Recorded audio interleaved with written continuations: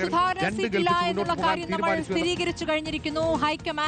ഹൈക്കമാൻഡായി തന്നെ തലയുയർത്തി നിൽക്കുന്നു എന്നുള്ളതാണ്. ആ കമാൻഡിംഗ് പവർ അത് അങ്ങനെ തന്നെ കാണിച്ചുകൊണ്ട് സുധാകരന് സീറ്റ് ഇപ്പോൾ നൽകണം. സുധാകരന് സീറ്റ് എന്നുള്ള MP-മാർ മത്സരിക്കേണ്ടതില്ല എന്ന ഹൈക്കമാൻഡ് തീരുമാനം, അതിൽ വെള്ളം ചേർക്കാൻ ഹൈക്കമാൻഡ് തീരുമാനിച്ചിട്ടില്ല. അപ്പോൾ അതിൽ ഏതെങ്കിലും ഒരു നേതാവിന്റെ വാശിക്ക് വഴങ്ങേണ്ടതില്ല എന്ന കടുത്ത തീരുമാനം അത് ഈ തെരഞ്ഞെടുപ്പിൽ ഹൈക്കമാൻഡ് എടുത്തിരിക്കുന്നു എന്നുള്ളതാണ്. നോബിൾ മാരിക്കാരിലേക്ക്. നോബിൾ, കണ്ണൂരിൽ അപ്പോൾ കെ സുധാകരന് സീറ്റില്ല, ജിയോ മോഹനൻ തന്നെ എന്നുറപ്പിക്കുകയാണോ?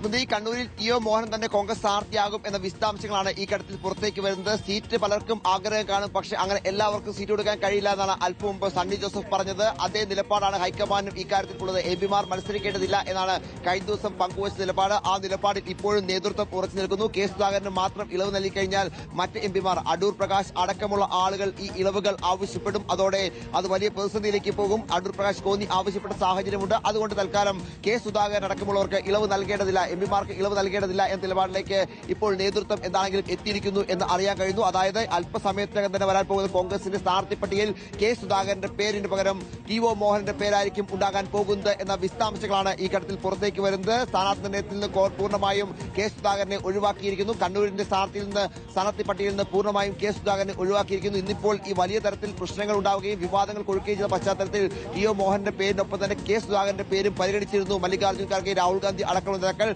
പക്ഷേ സംസ്ഥാന നേതൃത്വം, പ്രത്യേകിച്ച് VD സതീശനും ഒപ്പം സണ്ണി ജോസഫ് അടക്കമുള്ള ആളുകളും എടുത്ത നിലപാട് അത് തീർത്തും വ്യത്യസ്തമായിരുന്നു. കാരണം ഇന്നലെ കേന്ദ്ര തെരഞ്ഞെടുപ്പ് സമിതി യോഗം ചേർന്നത് പുലർച്ചെ 2:30 വരെയാണ്. അത്തരത്തിൽ വിശദമായി യോഗം ചേർന്ന ഒരു തീരുമാനത്തിൽ MP-മാർ മത്സരിക്കേണ്ടതില്ല എന്ന നിലപാടാണ് എടുത്തത്. ആ നിലപാട് മറികടന്നുകൊണ്ട് ഇപ്പോൾ ഇങ്ങനൊരു സമ്മർദ്ദത്തിന് വഴങ്ങുന്നത് ഒട്ടും നല്ലതല്ല എന്ന നിലപാട് അവർ പങ്കുവച്ചു. അതിന് പിന്നാലെ കെ സുധാകരൻ സീറ്റില്ല എന്ന കാര്യം ഇപ്പോൾ വ്യക്തമാവുകയാണ്. എന്താണെങ്കിലും കെ സുധാകരൻ സീറ്റില്ല എന്ന് പറയുമ്പോൾ ഇതിൽ അന്നേ നീക്കം നടത്തിയത് AK ആന്റണിയും രമേശ് ചെന്നിത്തലയുമാണ്. ഈ അവസാന നിമിഷത്തിൽ എന്തെങ്കിലും നീക്കം ഈ രണ്ട് നേതാക്കളുടെ ഭാഗത്ത് ഉണ്ടാകുമോ എന്നാണ് എല്ലാവരും ഉറ്റുനോക്കുന്നത്. അങ്ങനെയാണെങ്കിൽ പ്രത്യേകിച്ച് ഈ അവസാന നിമിഷം എന്തെങ്കിലും മാറ്റം വന്നെങ്കിൽ മാത്രമാണ് ഇനിയിപ്പോൾ കെ സുധാകരന് ഈ പട്ടികയിലൂടെ ഇടം ലഭിക്കുകയുള്ളൂ എന്ന് വേണം നമുക്ക് മനസ്സിലാക്കാൻ. സുധാകരനും ആ യാഥാർത്ഥ്യം ഇപ്പോൾ മനസ്സിലാക്കിയിരിക്കുന്നു. സുധാകരൻ 7:15 ഈ ഗോദാവരിയുടെ ഫ്ളാറ്റിൽ നിന്ന് പുറത്തേക്ക് വരും. അതിനുശേഷം മാധ്യമങ്ങളെ കണ്ട് വളരെ ചുരുങ്ങിയ വാക്കുകൾ അദ്ദേഹത്തിന് പറയാനുള്ളൂ. ഒരുപക്ഷെ 2-3 വാക്കുകളിൽ മത്സരിക്കുമെന്നോ അത്തരത്തിൽ എന്തെങ്കിലുമൊക്കെ ഇതുമായി ബന്ധപ്പെട്ട വിശദാംശങ്ങൾ പറഞ്ഞ ശേഷം അദ്ദേഹം കണ്ണൂരിലേക്ക് പോകും എന്നാണ് ഇപ്പോൾ നമുക്ക് വിവരം ഉള്ളത്. എന്താണെങ്കിലും നിർണായകമായ തീരുമാനമാണ് കെ സുധാകരന്റെ ഭാഗത്ത് ഇപ്പോൾ ഉണ്ടാകാൻ പോകുന്നത്. കെ സുധാകരൻ വീണ്ടും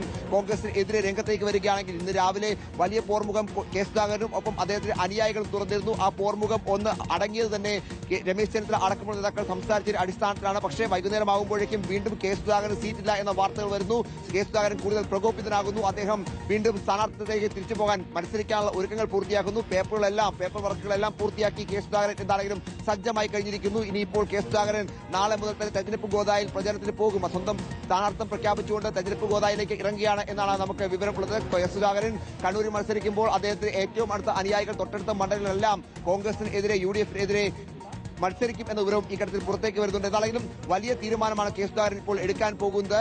അല്പസമയത്തിന് അദ്ദേഹം താഴെത്തി ഈ നിലപാട് പങ്കുവയ്ക്കും. അതിനു മുൻപ് കോൺഗ്രസിന്റെ പട്ടിക വരുമോ എന്നാണ് നമ്മൾ ഉറ്റുനോക്കുന്നത്. കോൺഗ്രസിന്റെ പട്ടികയിൽ നിലവിൽ ജിയോ മോഹനൻ തന്നെയാണ് കണ്ണൂരിലെ സ്ഥാനാർത്ഥി. കെ സുധാകരന്റെ പേര് അതിൽ ഉൾപ്പെടുത്തിയിട്ടില്ല എന്ന വിശദാംശങ്ങൾ ഈ ഘട്ടത്തിൽ പുറത്തേക്ക് വരുന്നു. സ്മൃതി.